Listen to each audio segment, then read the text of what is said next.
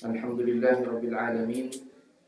Nahmaduhu wa nasta'inuhu wa nastaghfiruhu wa nastahdihi wa na'udzu billahi min shururi anfusina wa sayyiati a'malina. May yahdihillahu fala mudilla lahu wa may yudlil fala hadiya lahu. Asyhadu an la ilaha illallah wahdahu la syarika lahu wa asyhadu anna Muhammadan 'abduhu wa rasuluh. Allahumma shalli wa sallim wa barik ala nabiyyina Muhammad wa ala alihi wa sahbihi ajma'in, amma ba'd. Ikhwah sekalian yang dimuliakan oleh Allah Subhanahu wa taala, mohon maaf atas keterlambatan dan juga teknisnya. Ikhwah sekalian wal akhwat ummahat, ini enggak fair kalau ikhwan kemudian ummahat. Ya? Enggak fair. Kiranya nanti ini ikhwannya masih bujang semua. Baik. Kita akan perhatikan matannya terlebih dahulu. Tolong diperhatikan bahwa yang akan kita bahas adalah matannya terlebih dahulu, baru kita jelaskan apa isi matan itu. Nah, di sini matannya kita baru sampai kepada hadis Itban. Walahuma fi hadis Itban. Yang mana Nabi SAW bersabda, fa innallaha harrama 'alan nari man qala la ilaha illallah yabtaghi bidzalika wajhullah. Matannya dulu ya, di awal, di muka sekali. 68. Halaman berapa? Kalau matan terjemahan halaman 68. Ya.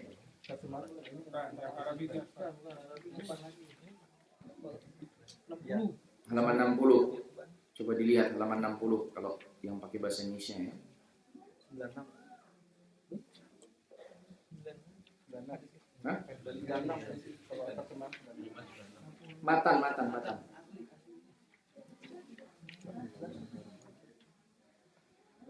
Fa innallaha harrama 'ala nari man qala la ilaha illallah. Baik. Kemudian berikutnya adalah yang akan kita bahas pada hari ini, yaitu wa an Abi Sa'id Al-Khudri. Matannya nah, itu dia 105 akhirnya. Wa an Abi Sa'id Al-Khudri, itu dia yang akan kita bahas. Jadi hadis hari ini kita akan bahas hadis dari Abi Sa'id Al-Khudri, kemudian hadis Anas, kemudian fawaid, faidah. Apa saja faidah yang bisa kita ambil atau ringkasan dari pembahasan kita terkait dengan fadlut tauhid, keutamaan tauhid, wa ma yukaffiru minad dzunub, dan apa saja yang diampuni dari dosa-dosa. Sudah ditemukan? Baik. Ini saya ada ekstra buku.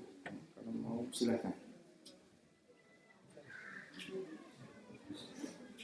Bisa berdua, bertiga, silakan dimanfaatkan. Nah, sudah siap ya? Baik, saya akan bacakan dulu matannya.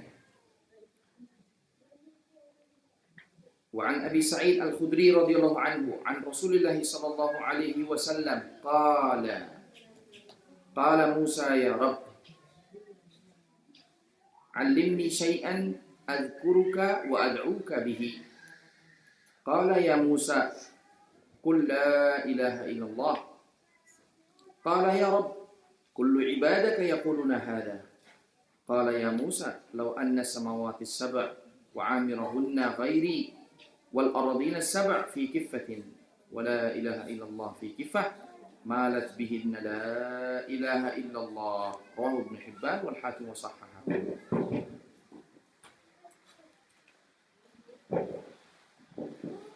Jangan. Antum barakallahu fik. Balik ke Anas ini. Hadap ke sini. Tafadhal. Dari Abu Sa'id Al-Khudri dari Rasulullah sallallahu alaihi wasallam, beliau bersabda, Musa berkata, "Ya Rabbi, ajarkanlah kepadaku sesuatu yang dengannya aku mengingatmu dan berdoa kepadamu." Allah menjawab, "Wahai Musa, ucapkanlah la ilaha illallah." Musa berkata, Ya Rabbi, semua hamba-Mu mengucapkannya. Allah berfirman, wahai Musa, seandainya langit yang 7 dan penghuninya selain aku dan bumi yang 7 diletakkan di satu daun timbangan, sedangkan la ilaha illallah di daun yang lainnya, niscaya la ilaha illallah lebih berat. Diriwayatkan oleh Ibnu Hibban dan Al-Hakim dan dia mensahihkannya. Baik. Baru saja kita dengarkan hadis yang akan kita bahas pada kesempatan kali ini, yaitu hadis siapa? Abi Sa'id Al-Khudri. Dan sebelum antum balik ke syarahnya, antum perhatikan lagi bahwa hadis yang sebelumnya adalah hadis siapa? Itban. Kemudian hadis sebelumnya lagi hadis Ubadah ibn Samit. Kenapa kita perlu ketahui para perawi hadis ini? Karena nanti musannif akan merujuk kepada hadis-hadis yang sebelumnya. Nah, ketika musannif nanti memberikan rujukan ke hadis-hadis sebelumnya, maka antum diminta untuk memahami hadis-hadis tersebut. Kalau hadis Abi Sa'id Al-Khudri adalah hadis yang kita bahas, yaitu tentang permintaan dari Nabi Musa alaihissalam. Nabi Musa meminta doa yang bisa dibaca untuk berzikir kepada Allah Subhanahu wa taala. Kemudian Allah Subhanahu wa taala mengajarkan kepada Nabi Musa, ingat Nabi Musa adalah kalimullah. Apa yang dimaksud dengan kalimullah? Orang yang diajak bicara dengan Allah Subhanahu wa taala. Sehingga di sini hadis Nabi Musa ini menunjukkan adanya hiwar, pembicaraan antara Nabi Musa dengan Allah Subhanahu wa taala langsung. Tentu di balik hijab, ya. Dan hijabnya adalah cahaya. Kemudian Allah Subhanahu wa taala memerintahkannya untuk mengucapkan la ilaha illallah. Itu hadis siapa? Abi Sa'id Al-Khudri. Baik, hadis Itban yaitu membahas tentang Allah mengharamkan api neraka bagi orang yang mengucapkan la ilaha illallah. Begitu saja? Tidak. Yabtaghi bidzalika wajhullah. Dengan mengucapkan la ilaha illallahnya dengan apa? Dengan mengharapkan wajah Allah, mengikhlaskannya. Jadi diyakini dalam hatinya. Kalau nanti disebut hadis Itban ibn Samit, maka antum akan membawa teringat dengan hadis apa? Man syahida an la ilaha illallah wahdahu la syarikalah, dan keutamaan syahadat secara umum. Baik. Kemudian nanti masih berlanjut lagi dengan hadis Anas. Kalau nanti disebut hadis Anas, maka hadis yang berikutnya yaitu hadis setelah Abi Sa'id Al-Khudri. Ya. Baik. Kita akan masuk ke pembahasan kita. Apa pembahasan kita? Yaitu pembahasan tentang hadis Abi Sa'id Al-Khudri. Namun sebelumnya kita akan bacakan terlebih dahulu muqaddimah atau pendahuluan ringan yang bisa menjadi muqaddimah dari pembahasan kita pada kesempatan kali ini. Antum sudah siap ya? Jadi antum mulai dari kata-kata wa qad dzakara hada katsirun minal ulama, setelah yang tadi antum baca. Ya. Kan tadi antum baca Qala Al-Hasan, betul tidak? Oke, itu turun lagi. Nah, kemudian antum mulai dari kata-kata qala wa fil hadits dalilun.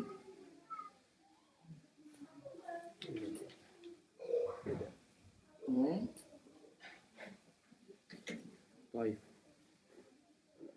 Terus. Baik, dimulai dari qala wa fil hadits dalilun. Baik, sekarang kembali ke syarah. Sekarang melihat ke syarah. Di syarah nanti ada perkataan dari musannif tepat sebelum ini, ya, tepat sebelum hadis Abi Sa'id. Mungkin dua paragraf, dua paragraf sebelum hadis Abi Sa'id.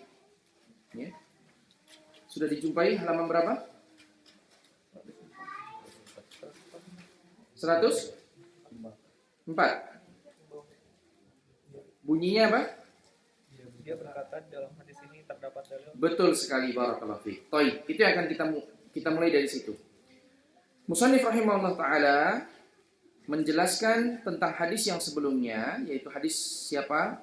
Hadis Itban, bahwasannya kalimat Allah Subhanahu wa taala mengharamkan api neraka bagi orang yang mengucapkan kalimat la ilaha illallah selama dia mengharapkan dari kalimat tersebut wajah Allah Subhanahu wa taala. Kemudian beliau mengatakan, qala wa fil hadits, di dalam hadis ini dalilun ala annahu la yakfi fil imanin nutqu. Di sini ada dalil bahwasanya tidak cukup di dalam iman itu pengucapan. Artinya, cukupkah orang mengucapkan la ilaha illallah? Selesai. Kemudian dia surga. Dia dihindarkan dari api neraka. Tidak. Tetapi apa? Min ghairi i'tiqadin wa bil aqs. Tanpa adanya keyakinan dan sebaliknya juga. Maka di sini ya ikhwah, harus tergabung kedua-duanya. Pada hadis Itban menerangkan kepada kita harus tergabung kedua-duanya. Apa yang pertama? Pengucapan kalimat la ilaha illallah. Dan yang kedua, mengharapkan darinya atau keyakinan di dalam hatinya, mengharapkan dari pengucapan tersebut apa? Pahala dari Allah Subhanahu wa taala. Ya, mengharap pahala dari Allah Subhanahu wa taala. Mengikhlaskan kalimat tauhid tersebut, meyakininya, membenarkannya dan melaksanakan apa yang menjadi konsekuensi dari kalimat tauhid. Maka di sini beliau mengatakan, mengucapkan saja tidak cukup. Harus dibarengi dengan keyakinan. Begitu pula keyakinan saja tidak cukup. Harus dibarengi dengan ucapan. Baik, kalau yang pertama jelas dalilnya ada hadis Itban. Yang kedua, sebaliknya. Apa sebaliknya? Dalilnya apa? Antum mungkin ditanya sama kawan-kawan antum atau murid-murid antum nanti. Ustaz, kalau mengucapkan la ilaha illallah dengan penuh keyakinan sudah dijelaskan dalam hadis Itban. Man qala la ilaha illallah la yadkhulun nar. Man qala la ilaha illallah yabtaghi bidzalika wajhullah. Itu dalam hadis Itban sudah dijelaskan. Kalau sebaliknya bagaimana? Meyakini tetapi tidak mengucapkan la ilaha illallah. Maka di sini keyakinan saja juga tidak cukup. Kira-kira apa dalilnya? Bisa antum cari. Hadis Anas. Oh, hadis Anas? Bukan ya. Abu Thalib barakallahu fiik. Itu sudah muncul ya. Baik, orang-orang Quraisy meyakini bahwa Allah itu pencipta. Tetapi yang lebih ini lagi adalah kisah paman Nabi sallallahu alaihi wasallam. Yang mana ketika itu Nabi sallallahu alaihi wasallam ketika berdakwah, pamannya ini membela Nabi sallallahu alaihi wasallam dan pamannya meyakini bahwa apa yang dibawa oleh Nabi sallallahu alaihi wasallam adalah benar. Tetapi pamannya enggan untuk masuk ke dalam Islam, enggan untuk mengucapkan kalimat la ilaha illallah. Apa yang diminta oleh Nabi? Nabi hanya meminta, ya am, qul la ilaha illallah. Wahai pamanku, ucapkan saja kalimat la ilaha illallah. Karena kenapa Nabi SAW tidak mengatakan qul la ilaha illallah tabtaghi bidzalika wajhullah? Kenapa? Karena pamannya sudah yakin akan kebenaran dakwah siapa? Nabi SAW. Tetapi dia menolak untuk mengucapkannya. Kenapa dia menolak untuk mengucapkannya? Karena dikhawatirkan kaumnya akan mengucilkannya. Engkau ini adalah pemimpin kaum Quraisy. Kalau engkau mengucapkan kalimat la ilaha illallah, beriman kepada Muhammad, maka hilanglah kedudukanmu di mata kami. Karena kekhawatiran itulah yang menyebabkan dia tidak mau mengucapkan kalimat la ilaha illallah, dan hadis itu menunjukkan bahwa meyakini saja tanpa mengucapkan belum cukup. Ya. Kemudian juga di dalam hadis yang lain Nabi mengatakan umirtu an uqatilan nas, aku diperintahkan untuk memerangi manusia hatta, lihat, hatta sampai mereka hatta yaqulu la ilaha illallah. Berarti di sini mengucapkannya juga diminta. Maka seandainya ada orang yang antum ajak untuk bertauhid, orang kafir, musyrik, antum ajak untuk bertauhid, antum ajak untuk masuk Islam. Saya yakin Islam itu benar. Apakah itu berarti dia sudah muslim? Belum. Kapan dia muslim? setelah dia mengucapkan kalimat syahadat la ilaha illallah. Baik. Sampai di sini sudah jelas ya ikhwah? Baik. Kita lanjutkan. Wa fihi, di antara faedah yang bisa kita ambil juga dari hadis Itban, apa itu? Tahrimun nar ala ahli tauhidil kamil. Bahwa orang yang bertauhid itu diharamkan dari api neraka selama-lamanya. Secara keseluruhan, selamat. Ya. Artinya tidak dicelupkan ke dalamnya selama orang ini masih punya apa? Tauhid, ya. Ahlu tauhid al-kamil di sini diharamkan dari api neraka. Tapi ingat, tauhid yang apa? Al-kamil, yang sempurna. Ya. Wa fihi, dan juga faedah dari hadis tersebut. Berarti di sana orang yang tauhidnya tidak sempurna karena apa? Tauhidnya tidak sempurna karena dosa yang dilakukannya. Dia kehilangan sebagian dari kesempurnaan tauhidnya. Tetapi tidak kehilangan tauhidnya secara keseluruhan. Dia hanya kehilangan kesempurnaan tauhid. Masih tersisa tauhid baginya. Dia akan dikeluarkan dari api neraka tetapi tidak secara keseluruhan. Mungkin dia akan disiksa dulu, kemudian setelah itu apa? Dikeluarkan. Nah, yang dijelaskan dalam hadis ini, dia diharamkan dari api neraka adalah bagi yang tauhidnya kamil, sempurna. Ya, yang maaf, tidak pernah sama sekali berdosa. Atau kalau berdosa segera meminta ampun kepada Allah dan diampuni oleh Allah. Sehingga tauhidnya sempurna, tidak berkurang sedikit pun dari tauhidnya. Maka orang yang seperti ini, dia akan dihindarkan dari api neraka secara completely. Ya, diselamatkan, sama sekali tidak akan masuk dalamnya. Wa fihi, di antara faedah dari hadis Ibn juga, annal amal la yanfa'u illa idza kana khalisan liwajhillahi ta'ala. Bahwa amalan apapun, sekalipun kalimat tauhid, amal bukan ya, mengucapkan kalimat tauhid amal bukan? Amal, ini antum harus pahami. Nanti dalam hadis Abi Sa'id Al-Khudri, ketika dia meminta, maaf, bukan Abi Sa'id yang meminta, siapa yang meminta? Nabi Musa meminta kepada Allah amalan dalam bentuk ucapan yang diamalkannya. Kemudian Allah mengajarkan untuk mengucapkan kalimat la ilaha illallah, menunjukkan ucapan kalimat la ilaha illallah adalah perbuatan apa? Amal ibadah. Dan amal ibadah ini nanti bisa ditimbang. Dan kemarin sudah kita lihat pada hadis bitokoh. Ya, antum sudah dapat hadis bitokoh. Meskipun nanti akan kita lewati juga hadis bitokoh tersebut. Hadis kartu. Orang yang ditemukan di dalam dia mempunyai 9 apa 10 catatan berisi 9. Oh, subhanallah, 99 catatan dosa. Dan setiap catatan dosa itu panjangnya kalau dibaca sejauh mata memandang. Subhanallah. Kemudian semuanya diletakkan di timbangan. Dan kan antum ingat timbangan pasti mempunyai dua apa? Kiffah. 2 daun timbangan. Dosanya 99 tadi diletakkan di satu timbangan. Kemudian kalimat la ilaha illallah yang merupakan amal juga ditaruh di timbangan yang lain. Maka jatuhlah kalimat la ilaha illallah, menunjukkan bahwa timbangan dari kalimat ini begitu besar. Jadi ya ikhwah, amal dari mengucapkan kalimat la ilaha illallah begitu besar.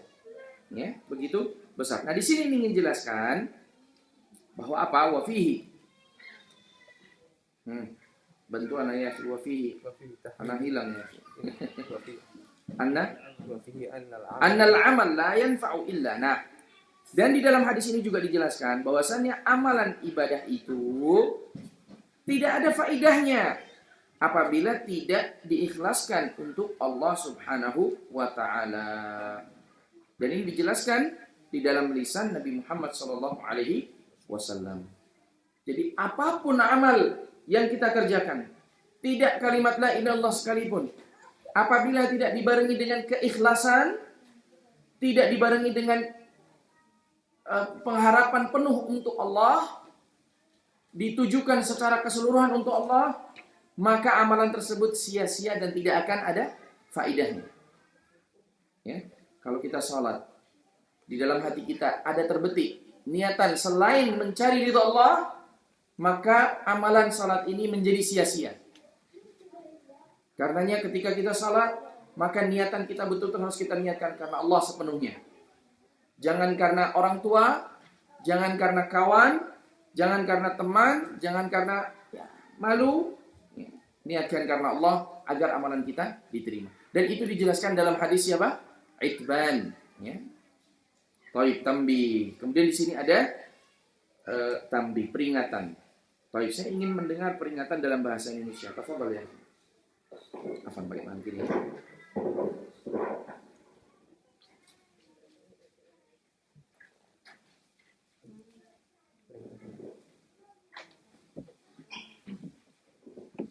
Peringatan penting. Al-Qurtubi dalam At-Tadhkirah berkata, ucapannya dalam hadis min iman, dari iman, yakni amalan-amalan iman yang merupakan amal anggota badan, ini mengandung petunjuk bahwa amal-amal soleh termasuk iman, dan dalil bahwa yang dimaksud dengan iman adalah apa yang kami katakan. Maksudnya bukan sekadar iman yang merupakan tauhid, menafikan sekutu-sekutu, dan ikhlas dengan mengucapkan la ilaha illallah. Adalah ucapannya dalam hadis yang sama. Akhriju, keluarlah. Kemudian setelah itu yaqubilhu subhanahu qabdatan fayukhriju qauman lam ya'malu khairan. Allah Subhanahu wa taala menggenggam satu genggaman, lalu dia mengeluarkan suatu kaum yang tidak mengamalkan kebaikan apapun. Maksudnya adalah tauhid yang bebas dari amal perbuatan. Demikian diringkas dari Syarah Sunan Ibnu Majah. Nah,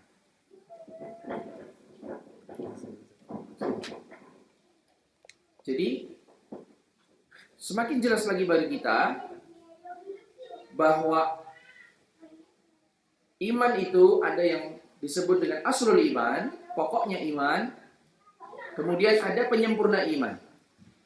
Nah, orang yang tadi imannya tidak sempurna, maka dia sekalipun dimasukkan ke dalam neraka, dia akan dikeluarkan darinya. Ya. Kenapa? Karena dia sudah pernah mengucapkan kalimat la ilaha illallah dengan mengikhlaskan kalimat tersebut di dalam hatinya untuk Allah Subhanahu wa taala. Baik. Kemudian kita akan masuk kepada hadis Abi Sa'id Al-Khudri.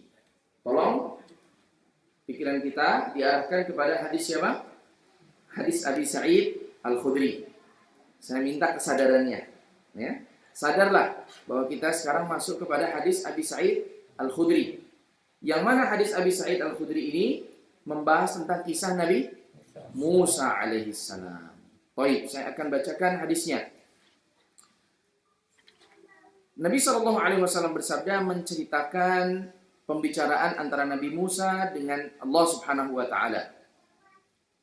Dia mengatakan, "Ya Rabb, wahai Rabbku, alimni syai'an adzkuruka wa ad'uka bihi." Ajarkan kepadaku sesuatu yang mana aku mengingatmu dengannya, dan aku berdoa kepadamu dengannya. Maka Allah pun menjawab, "Ya Musa, qul la ilaha illallah." Wahai Musa, katakan, ucapkan kalimat la ilaha illallah. Baik, kemudian dia menjawab. Nabi Musa menjawab, "Ya Rabb, kullu ibadaka yaquluna hadha." Semua umatmu mengucapkan kalimat la ilaha illallah. Saya ingin sesuatu yang apa? Apa yang diinginkan dari Nabi Musa? Yang diinginkan oleh Nabi Musa adalah sesuatu yang berbeza. Sesuatu yang berbeda dari yang berbeda dari yang biasa dibaca orang umum. Nah, kalau kalimat la ilaha illallah semua orang juga sudah baca. Saya ingin doa khusus. Yang saya baca yang terkandung di dalamnya penuh ya, nutrisi yang penuh ya, atau kalimat yang penuh dengan makna sehingga di dalamnya bisa memuji kepadamu ya Allah. Lebih dari kalimat la ilaha illallah. Tetapi Allah Subhanahu wa taala menjawab, ya, apa jawaban Allah? Qala ya Musa, law anna samawati sab'a. Nah, di sini Allah ingin menjelaskan apa? Keutamaan kalimat la ilaha illallah. Nah, jadi cocok tidak dengan judul pembahasan kita? Judulnya apa sih? Keutamaan tauhid dan apa saja dosa-dosa yang diampuni olehnya. ya, oleh kalimat tauhid tersebut. Nah, di sini cocok tidak hadis ini kalau diletakkan di sini cocok dengan babnya. Karena menunjukkan keutamaan kalimat la ilaha illallah atau kalimat tauhid. Nah, Allah menjelaskan, ya Musa, wahai Musa, "Lau anna samawati sab'a wa amirahunna ghairi." Seandainya langit yang 7 ini dan bangunan-bangunan yang ada selainku, wal ardina sab'a, kemudian juga bumi yang 7, ya. Ini fi kifatin, dalam satu apa tadi? Timbangan. Ingat timbangan ada apa? Daun timbangan. Timbangan ada berapa daun? 2 daun timbangan. Sisi 100 daun. Timbangan ada mempunyai dua daun timbangan. Nah, ini mungkin yang anak-anak yang dilihat selama ini timbangan cuma ada satu, ya. Timbangan di mana? Timbangan berat badan. Nah, itu cuma satu, Ustaz. Padahal katanya 2, Ustaz. Nah, ini timbangan yang lain. Ini timbangan yang dimaksud adalah timbangan yang biasa untuk menimbang emas umpamanya. Atau timbangan model zaman dulu. Ya. Zaman dulu orang menimbang sangat primitif sekali. Mudah saja. Apa yang mereka lakukan buat timbangan? Mereka jadikan adanya stick, sumpit kalau mau dibahasakan. Sumpit, ya, dari bambu atau kayu. Kemudian mereka beri 3 ikatan. Ikatan yang pertama di tengah, ikatan yang kedua di ujung-ujungnya. Kemudian di ujung-ujungnya ikatan tadi diberi apa? Diberi daun. Daunnya apa? Bukan daun beneran. Diberi entah besi, entah apa. Ya. Bandul orang Jawa bilang. Ya. Berat, benda yang berat. Di sisi yang lain diisi benda yang mau ditimbang. Dan ini sampai sekarang di India masih dipakai untuk menimbang makanan. Ya, jadi kalau beli makanan di India, ya, kalau antum membeli makanan di India, kayak udah pernah ke India aja ceritanya. Antum beli nasi, katakanlah nasi apa itu? Nasi biryani, ya, nasi biryani. Nasi biryani itu ditimbang dengan timbangan yang masih pakai tradisional seperti ini. Ya. Dan di sana ada dua daun. Daun yang pertama berisi apa?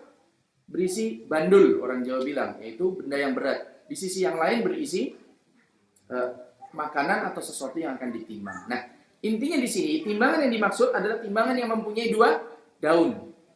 Yang satu pemberat, kedua-duanya sama. Kemudian nanti ditimbang mana yang lebih berat di antara kedua-duanya. Nah, kalau mau lihat timbangan bentuk seperti ini, mungkin lihat di seperti kehakiman-kehakiman, lambang-lambang, ya, mahkamah. Ya, antum akan lihat lambang seperti itu menunjukkan keadilan, maunya. Ya. Baik, kita lanjutkan. Apa kata Allah di sini? Seandainya langit yang 7, kemudian bumi yang 7 itu diletakkan dalam salah satu dari daun timbangan ini. Jadi ada berapa daun? 2, bukan 100 daun, ya. Diletakkan dalam salah satu dari daun timbangan ini. Kemudian apa? Kalimat la ilaha illallah fi kifatin diletakkan di daun yang lain, daun timbangan yang lainnya. Maka mana yang lebih berat di antara keduanya? Allah mengatakan malat bihinna la ilaha illallah. Malat, condong. Yang ada kalimat la ilaha illallah. Menunjukkan apa? Bahwa kalimat la ilaha illallah ini lebih berat daripada isi langit dan isi bumi semuanya. Subhanallah. Ya. Karena jangan pernah meremehkan ucapan kalimat la ilaha illallah. Kalau kita ingin mengucapkannya, ucapkan la ilaha illallah. Karena kalimat la ilaha illallah ini amal. Yang mana amalan ini bisa kita tuai hasilnya nanti di akhirat. Jadi kalau kita nggak ada kerjaan, ucapkan apa? La ilaha illallah. Maka kita akan mendapatkan sesuatu yang lebih berat daripada langit dan bumi. Ya.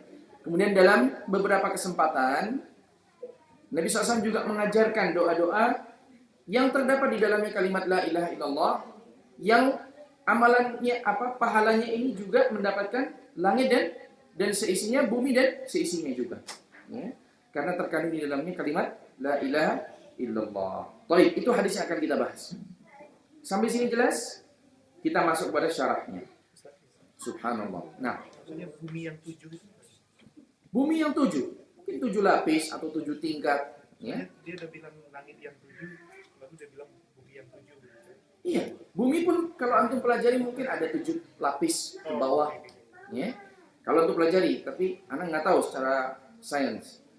Tapi kalau langit, maka tingkatannya bisa 7 dan bisa lebih. Atau memang hanya dibatasi 7 sesuai dengan yang disebutkan dalam hadis.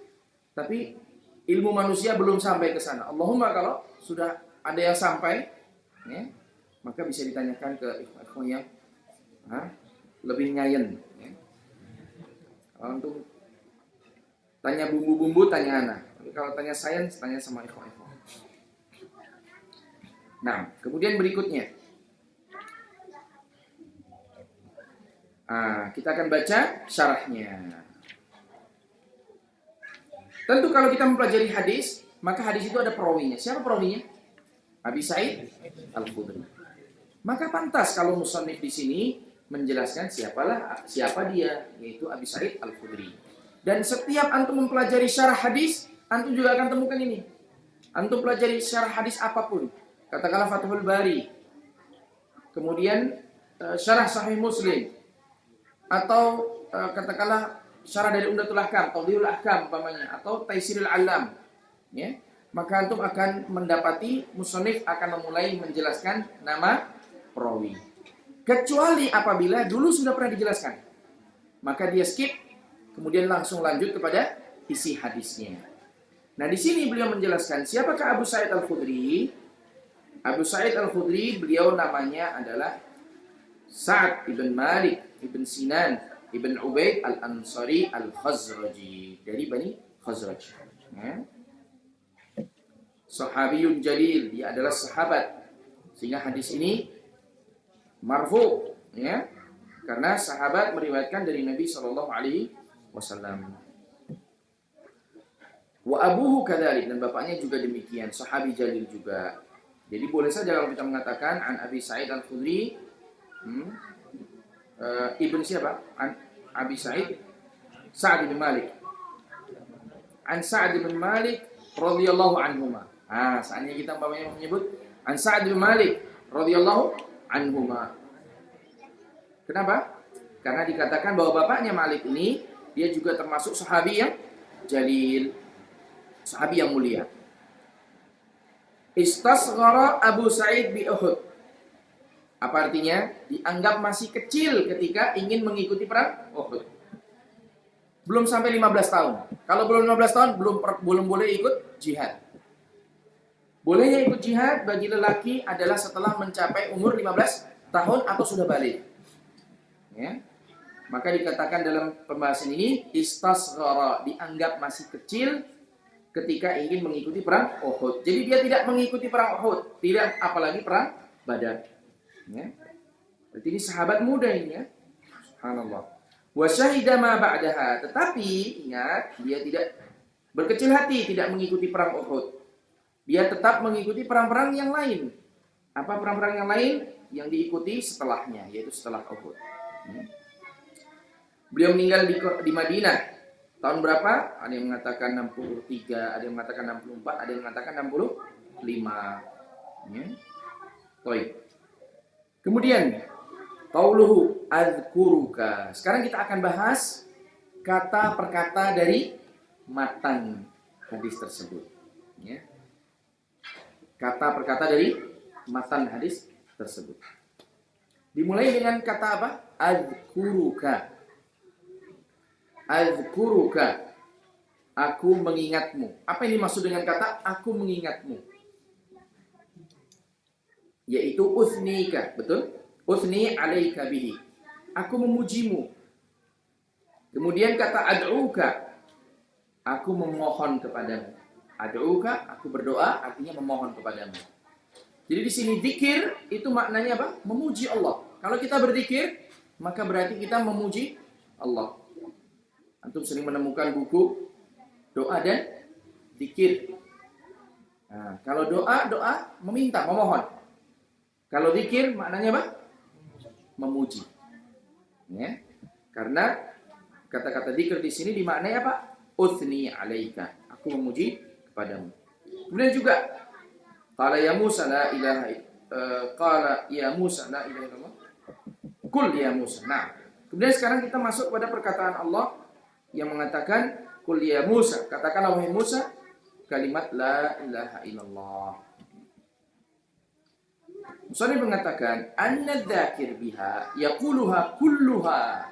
Orang yang mengucapkan kalimat la ilaha illallah ini wajib mengucapkan kalimat ini secara utuh semuanya. Tidak boleh hanya memotong-motong.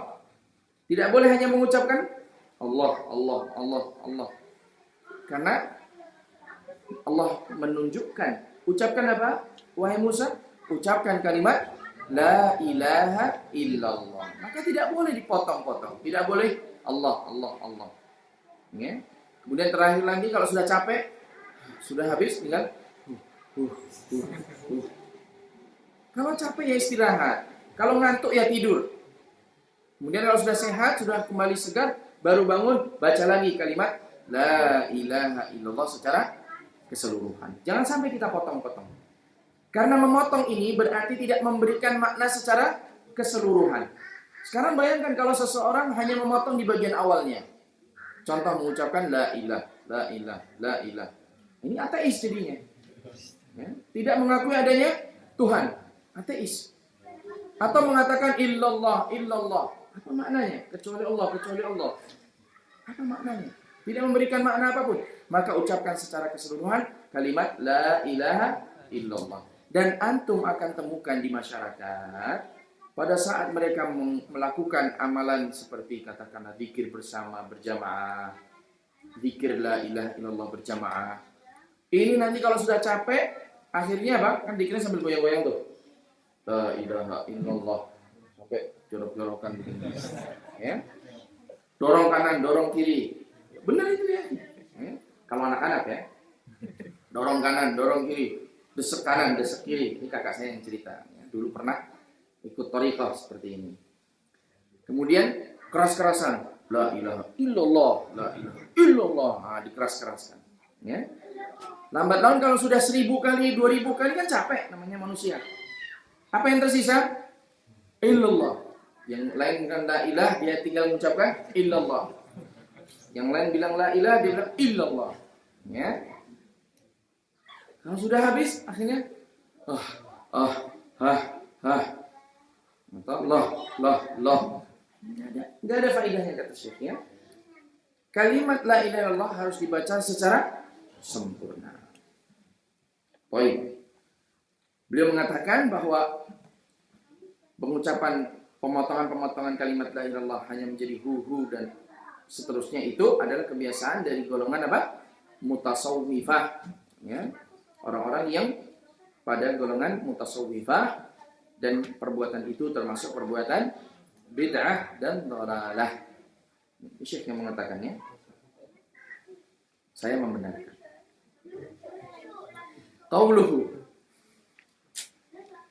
Qauluhu perkataannya. Sekarang lafaz apa? Perkataan Musa. Sekarang giliran Musa mengatakan apa tadi? Ya Allah, aku meminta doa yang khusus karena kalimat la ilaha illallah ini dibaca oleh semua orang. Ya.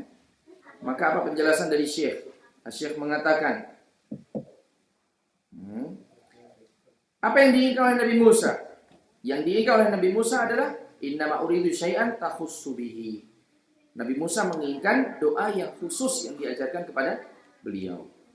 Ya. Dan Allah Subhanahu wa taala di dalam beberapa kesempatan mengajarkan doa-doanya kepada para nabi, ya. Mengajarkan doa-doanya kepada para nabi. Di dalam ayat Al-Qur'an disebutkan beberapa waktu. Qul, katakanlah. Ya. Diajarkan untuk berdoa dengan doa-doa tertentu. Nah, yang diinginkan Nabi Musa adalah seperti itu, yaitu Allah memberikannya doa-doa khusus untuk Nabi Musa alaihissalam. Kemudian, walamma kana bin nasi bal bil ilmi kulluhu min ad-darura ila la ilaha illallah wa kana min aktsari adhkar wujudan wa aisarha usulan wa a'dhamha juhal. Baik, kita lewati saja kemudian lanjut. Adapun wa'amiruhunna ghairi. Nah, tadi Allah mengatakan, wahai Musa, ketahuilah seandainya langit yang 7 dan juga amiruhunna ghairi, ya, Kalau di situ diartikan apa? Amiruhunna ghairi. Kalau sebentar saya amiruhunna bangunan-bangunan. Kalau di situ apa? Apa? Orang-orang yang menghuni, ya? Penghuni ya. Baik. Ma'mur ya, Baitul Ma'mur, ya, orang-orang yang menghuninya. Langit dan orang-orang yang menghuninya. Baik. Di sini Allah mengatakan apa? Ghairi. Apa yang ditunjukkan kira-kira? Sebelum antum baca. Dan langit-langit yang 7. Kemudian penghuninya. Ghairi, selainku. Apa yang ditunjukkan di sini coba? Ada 2 yang ditunjukkan. Siapa yang tahu? Oh, ngepek juga boleh. Ayo, tapi cepet-cepetan yang ngepek. Yang ngepek di rumah mungkin sudah bisa jawab duluan. Allah? Baik. Di sini ingin menjelaskan bahwasannya Allah termasuk yang pertama dulu nih. Allah termasuk zat yang berada di mana? Di langit. Ya. Ini yang pertama. Karena di sini Allah mengecualikan ghairi, dan Allah tidak mengecualikan kecuali Allah berada di langit itu. Paham tidak? Kalau saya mengatakan, umpamanya Pak Diri mengatakan, berikan kepada semua yang ada di ruangan ini, katakanlah apel, kecuali Ustadz. Kenapa kok Ustadz dikecualikan di sini? Karena Ustadz berada juga di dalam ruangan ini. Nah, ketika Allah mengatakan, wahai Musa, seandainya langit yang 7 ini dan juga makhluk-makhluk yang tinggal di dalamnya selainku, maka di sini menunjukkan bahwa Allah berada di mana? Di langit. Karena Allah mengecualikan dirinya dari penghuni langit, maka berarti Allah berada di langit. Faham di sini, ikhwah? Jadi arsy itu di langit. Iya, di arsy di langit. Ya. Ini satu, yang pertama. Yang kedua, seperti yang dikatakan Pak Gus, bahwa Allah Subhanahu wa Ta'ala ingin menjelaskan bahwa Allah itu terpisah dari makhluk-makhluknya, dan Allah itu bukan makhluk. Katanya mengatakan ghairi, selainku. Artinya Allah tidak termasuk di dalam bagian dari makhluk-makhluknya. Allah terpisah dari makhluk-makhluknya. Nah, kita baca saja apa yang dijelaskan oleh Syekh di sini. Wa huwa bin nasbi 'atfa 'ala as-samawat. Ini dalam bahasa Arab saja, faedah bahasa Arab. Ai law anna samawatis sab'a. Seandainya langit yang 7 ini, wa man fihinna, dan juga orang-orang penghuni-penghuni yang ada di dalamnya, minal ammar, dari para penghuninya, ghairallah, selain daripada Allah, wal aradina sab'a, dan juga bumi yang 7 itu, wa man fihinna wudi'u fi kiffatil mizan, wa la ilaha illallah fi kiffatin ukhra, malat bihinna la ilaha illallah. Baik. Saya kira sudah jelas ya. Kemudian kita masuk kepada syawahid. Nah, di sini beliau membawakan syawahid. Syawahid itu apa? Nah, ini kalau bahasa muhaddisin, antum akan menemukan bahasa istilah apa? Syawahid. Nah, antum mungkin akan temukan, ini saya kurang ahli dalam bidang hadis, tetapi sedikit pernah mempelajari hadis. Jadi kalau saya salah, antum, karena saya bukan muhaddis, ya.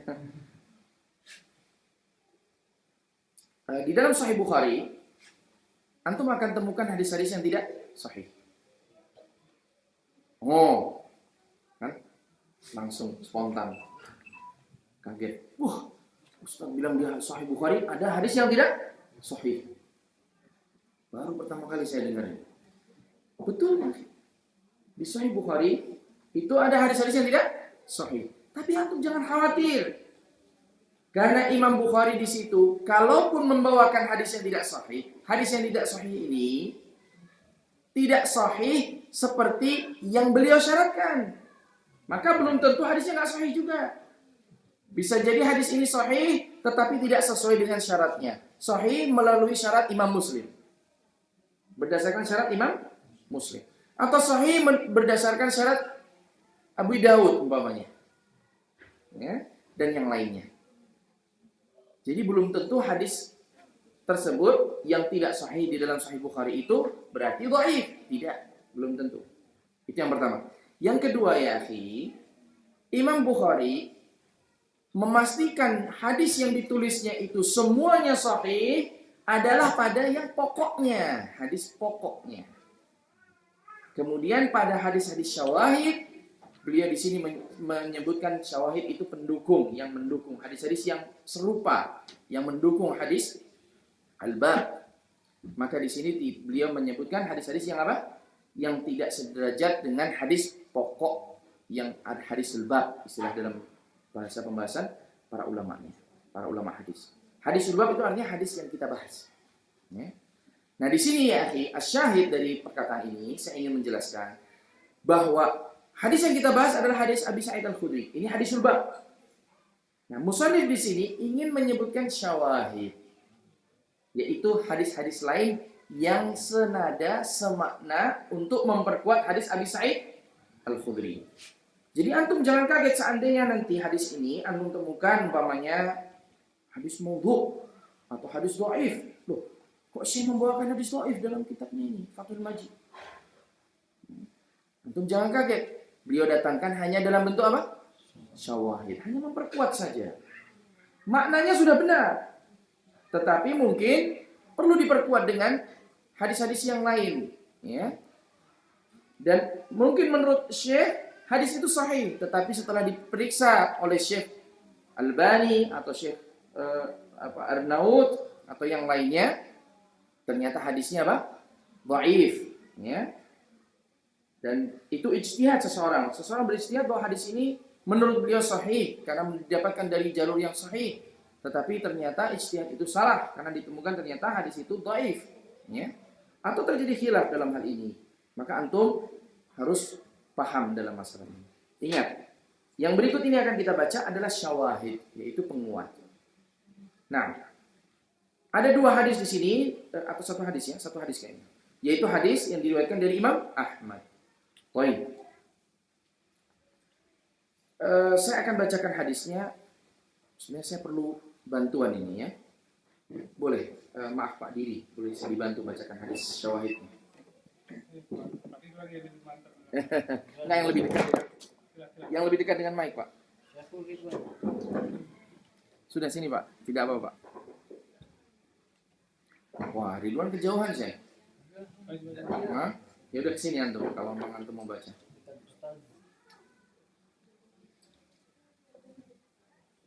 Sini.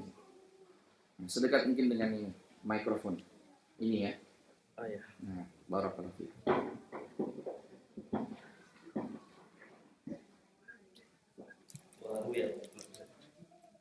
Iya. Warawa Imam Ahmad an Abdullah bin Amr radhiyallahu anhuma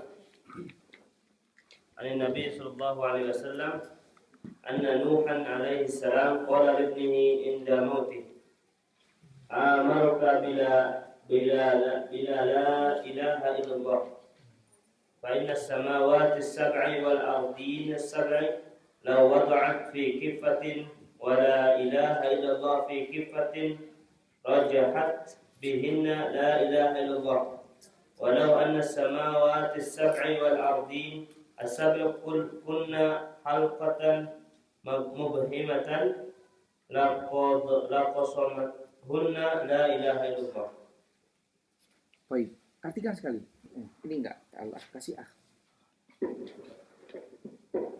Imam Ahmad meriwayatkan dari Abdullah bin Amr dari Nabi Shallallahu Alaihi Wasallam bahwa Nuh alaihi salam berkata kepada anaknya menjelang kematiannya, aku memerintahkanmu dengan la ilaha illallah, karena seandainya langit yang tujuh dan bumi yang tujuh diletakkan di satu daun timbangan, sementara la ilaha illallah diletakkan di daun yang lain, niscaya la ilaha illallah lebih berat. Dan seandainya langit yang tujuh dan bumi yang tujuh adalah lingkaran besi yang kejam, keras dan padat, niscaya la ilaha illallah mematahkannya.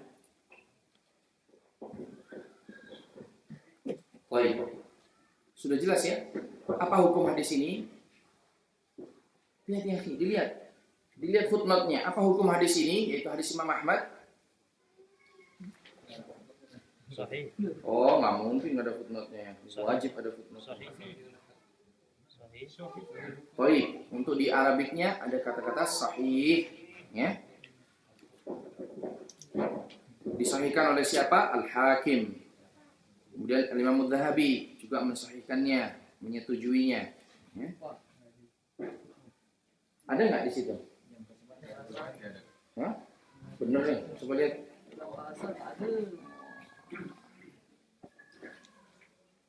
Mana ini?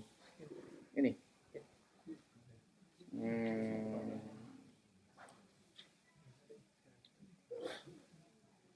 Oh, belum ditahqiq ini. Nah, kalau cari buku, usahakan yang ada apa?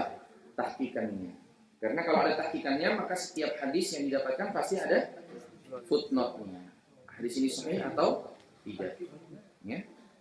Baik, ala kulli hal, kalaupun hadis itu tidak sahih, maka di sini dia hanya sebagai apa? Syawahid atau penguat saja apa yang tadi kita sebutkan. Nah, kemudian hadisnya mengucapkan atau bunyinya bagaimana hadisnya senada, yaitu bahwa Nuh alaihi salam mengatakan kepada anaknya ketika dia mau mati. Ingat, anaknya tidak mau beriman kepadanya, tidak mau ikut bersamanya naik kapal. Dia memilih untuk naik gunung. Ketika anaknya ini mau mati, dia mengatakan, amuruka, aku perintahkan engkau untuk mengucapkan apa? La ilaha illallah. Fa inna samawati sab'a, karena langit yang 7, wal ardina sab'a, dan juga bumi yang 7 itu, apabila diletakkan lawudi'at fi kifah, kalau diletakkan dalam salah satu dari kedua daun timbangan itu, dan la ilaha illallah diletakkan di daun yang lain, maka daun kalimat la ilaha illallah ini lebih jatuh, ya, lebih berat daripada bumi, langit dan seisinya. Artinya cukup bagimu mengucapkan la ilaha illallah, engkau akan diampuni oleh Allah dan engkau akan selamat dari api neraka. Walau anna samawati sab'a wal ardina sab'a kunna khalqatan mubhamatan laqusamatahunna la ilaha illallah. Tadi diartikan apa? Seandainya langit yang 7 dan bumi yang 7 semuanya apa? Dalam lingkaran besi yang pejal. Oke. Maka saya mematahkannya. Akan mematahkannya. La ilaha illallah akan mematahkannya. Wahid, subhanallah. Ini begitu besarnya dan begitu utamanya ucapan kalimat la ilaha illallah. Baik. Kemudian fi kiffatin, qauluhu wa fi kiffatin. Sekarang kita kembali kepada hadis Abi Sa'id Al-Khudri. Hadis Abi Sa'id Al-Khudri tadi menjelaskan tentang apa? Kalimat la ilaha illallah apabila diletakkan di salah satu daun timbangan. Maka apa yang dimaksud fi kiffatin ini? Wa huwa bi kasril kaf. Nah, ini nanti antum juga kalau baca syarah hadis, ya, atau baca buku-buku yang panjang, antum akan temukan model-model seperti ini. Antum jangan bingung. Kalau antum nggak mau baca, tinggalkan saja. Kalau antum mau baca, pengen paham, antum baca. Ini yang disebut dengan fawaid, faidah di dalam dhawabit, dalam kedok atau kebenaran di dalam membaca bahasa Arab. Jadi, karena orang Arab ini ketika menyebutkan kata-kata nama umpamanya atau sesuatu, ya, yang jarang diucapkan, itu tidak bisa dijelaskan dengan harokat. Zaman waktu itu tidak dijelaskan dengan apa? Harokat. Dan kalau diharokati pun, jadi harokat itu dulu Al-Quran tidak ada harokatnya. Ya. Kemudian berkembang ada titiknya. Dulu sama sekali nggak ada titiknya. Bayangkan antum baca Al-Quran tanpa titik, tanpa harokat. Bayangkan. Sekarang sudah ada titik, sudah ada harokatnya aja bacanya. Bagaimana kalau Al-Quran nggak ada titik, nggak ada harokat? Nah, cara mereka menjelaskan bahwa ini dibaca begini, ini dibaca begitu adalah dengan lafaz kalimat. Nah, ini kalimatnya di antaranya. Kata-kata fi kiffatin, karena tulisannya mungkin di dalam hadis aslinya mungkin hanya kaf, fa, tak marbutoh, ya. Maka bacanya gimana? Kafah, kifah, kufah. Mana jangan jadi sebuah negeri kufah. Ya. Nah, dan itu didhabitkan atau dibenarkan dengan lafaz ini. Wa huwa bi kasril kaf, dengan cara mengkasrahkan kaf. Nah, di sini sudah dibantu sama musannif, dikasih kasroh. Ya. Wa tasdidil fa, kemudian fa-nya dikasih tasdid. Maka bacanya kif. Sabar. Ya. Ai wa kiffatul mizan. Nah, kalau tak marbuto sudah paham lah. Kiffah karena mati jadi tidak dijelaskan. Terkadang sukun pun nanti dijelaskan di sini ya. Ai kiffatul mizan yang dimaksud adalah daun timbangan. Baik, qauluhu malat bihinna. Jadi dikatakan bahwa kalimat la ilaha illallah akan condong. Condong ini maksudnya apa? Kan nggak jelas nih. Condong catur, ya. Ini di Jogja ya, condong catur. Atau apa? Ya. Maka dijelaskan apa makna condong di sini. Ai rajahat. Artinya condong adalah dia menang, lebih berat.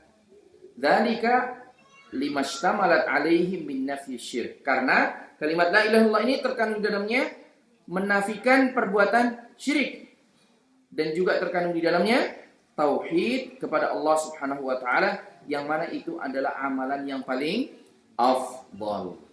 Menafikan syirik dan menetapkan tauhid itu adalah amalan yang paling afdal, makanya berat. Ya. Mana menafikan kesyirikan? Kalimat la ilah. Kemudian mana kalimat tauhidnya? Kalimat mentauhidkannya la, yaitu kalimat illallah, menetapkan tauhid bagi Allah Subhanahu wa taala.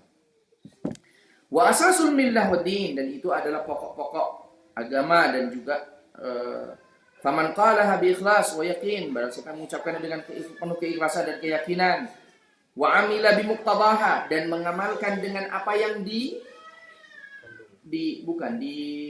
muqtadaha. Aduh, kemarin apa? Hari dibantu anak yang diminta, yang di konsekuensi yang di apa? Konsekuensinya. Dituntut, barakallahu fiik. Dan mengamalkan apa-apa yang dituntut dari mengucapkan kalimat la ilaha illallah. Nah, ini dari mana mengambil ini? Apa saja kira-kira yang dituntut di dalam dari kalimat la ilaha illallah itu ya? Orang yang sudah mengucapkan kalimat la ilaha illallah, apa yang dituntut darinya? Salat. Kemudian puasa, zakat, haji. Dan itu muqtada dari mengucapkan kalimat, itu yang dituntut dari mengucapkan kalimat la ilaha illallah. Jadi mengucapkan saja nggak cukup. Harus ada keyakinan. Mengucapkan dan keyakinan saja tidak cukup. Harus ada amal. Amalnya apa? Salat. Salat 5 waktu. Maka jangan sampai seperti yang dikatakan oleh sebagian orang, saya muslim, ya, nggak sholat nggak apa-apa asalkan hati saya baik, hati saya bersih, nggak pernah menyakiti orang lain. Ini nggak cukup ya. Mengatakan la ilaha illallah saja tidak menjadikan seseorang itu selamat dari api neraka. Bagaimana seseorang bisa selamat dari api neraka seutuhnya? Yaitu mengucapkan kalimat la ilaha illallah kemudian beramal. Nah, kalau antum ditanya ini kuis, antum sudah belajar lama sekali dengan saya. Kalau ada kuis ini buat antum, apa dalil muqtada la ilaha illallah? Kenapa di sini musannif menyebutkan bahwa orang yang mengucapkan kalimat la ilaha illallah itu tidak cukup, harus ada yang dituntut dari kalimat la ilaha illallah itu, yaitu amal. Mana dalilnya? Bunyal Islam ala khams. Bunyal Islam ala khams. Syahadat an la ilaha illallah. Baik, ada yang lebih direct, ada yang lebih langsung. Perlu saya beli dulu? Kisah Abu Bakar dengan Umar sempat berdebat. Umir itu an uftir, buka puasa. Umir itu an uqatilan nas. Baik, di mana titiknya? Saya akan bacakan hadisnya. Nanti tolong di stop ya. Kalau Rasulullah SAW, umirtu an uqatilan nasa hatta yashhadu an la ilaha illallah fa in qaluha faqad asamu minni dima'ahum wa amwalahum illa bihaqqiha fa innama hisabuha indallah. Kok belum di stop? Illa bihaqqiha. Kecuali dengan hak-haknya. Hak-hak apa ini maksudnya? Hak-hak kalimat la ilaha illallah. Artinya mengucapkan kalimat la ilaha illallah itu juga mengharuskan dia untuk beramal. Karena Nabi tidak hanya memerintahkan Muadz bin Jabal untuk berdakwah, dakwahkan la ilaha illallah. Tidak. Nabi mengatakan kalau mereka sudah mengucapkannya, maka ajarkan kepada mereka untuk sholat. Kalau mereka sudah sholat, ajarkan mereka untuk membayar zakat. Tapi kita justru mempelajari kitab wasiat. Ajib ya. Harusnya kita habis sholat belajar apa? Zakat. Tapi yang kita pelajari nanti adalah wasiat. Makanya Cak Novan mengusulkan, kenapa nggak zakat, Ustaz? Nanti ada waktunya insyaallah. Baik. Jelas ya sampai di sini? Nah, barakallahu fikum. Saya lanjutkan. Ini saya perlu pengingat nih. Sampai di mana tadi? Antum bisa lanjutkan. Bimuqtadaha wala wazimah. Bimuqtadaha wala wazimah terus Wa wa huquqaha. Nah. Wastaqama ala dzalika, kemudian dia istiqomah di atas kalimat tauhid dan di atas amal tersebut, fahadihil hasanah la tuwazinuha syai'. Kebaikan yang seperti ini tidak ada yang menyamai beratnya. Seorang sudah bertauhid, meyakini dalam hatinya, tambah lagi beramal dengan amalan yang baik. Ya, istiqomah di atas amal yang baik tersebut. Subhanallah, ini tidak ada lagi amalan yang lain yang bisa, dosa-dosa yang lain yang bisa mengganggu amalan tersebut. Kama qala ta'ala, sebagaimana disebutkan oleh Allah Ta'ala, innal ladzina qalu rabbunallah tsumma istaqamu fala khaufun 'alaihim wala hum yahzanun. Sesungguhnya orang-orang yang mengucapkan mereka mengatakan rabbunallah, Rabb kami ini adalah Allah. Kemudian mereka beristiqamah di atas kalimat tersebut.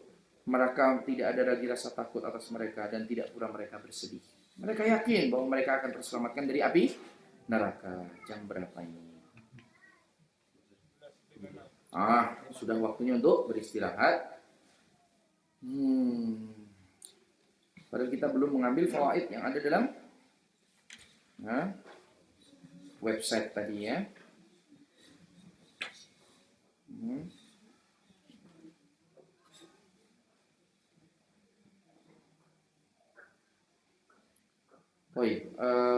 Tolong baca yang terakhir ya, Ki. ودل الحديث على أن لا إله إلا الله أفضل الذكر كحديث عبد الله بن عمرو. ودل الحديث على أن لا إله إلا الله أفضل الذكر. Hadis ini juga menunjukkan bahwa la ilaha illallah itu adalah sebaik-baik apa? Zikir. Nah, kalau kita mau berzikir, zikir, ucapkan kalimat la ilaha illallah. كحديث عبد الله بن عمرو مرفوعا خير الدعاء دعاء يوم عرفة وخير ما قلت أنا ونبيون من قبلي لا إله إلا الله وحده لا شريك له له الملك وله الحمد وهو على كل شيء قدير. رواه أحمد والترمذي. Kemudian beliau membawakan sebuah hadis, khairud du'a du'a yaum Arafah. Sebaik-baik doa adalah doa yang dipanjatkan di hari Arafah. Nah, ini ada saudara kita yang sebentar lagi mau ke Arafah. Ya. Simpan doa ini baik-baik. Karena doa ini doa yang agung, yang mulia, yang dibaca oleh para anbiya, ya, oleh Nabi SAW dan juga nabi-nabi yang lain. Dia mengucapkan khairu ma qulta, wa khairu ma qultu, dan sebaik-baik yang diucapkan oleh Nabi SAW, ana wan nabiyun, aku dan juga para nabi sebelumku, adalah kalimat la ilaha illallah wahdahu la syarikalah lahul mulku wa lahul hamdu wa huwa ala kulli syai'in qadir. Lihat di sini, doa ini, zikir ini ada kelebihannya karena ada kalimat la ilaha illallah. Ya. Dan ini zikir yang utama karena terkandung di dalamnya kalimat la ilaha illallah. Saya kira itu saja. Wassallallahu wasallam ala nabiyina Muhammad. Saya yakin sudah cukup penat. Ya, wa ala alihi washabihi ajmain. Kita rehat dulu 10 menit, barang 10 menit. Kemudian setelah itu nanti kita lanjutkan lagi dengan pembahasan tentang fikih.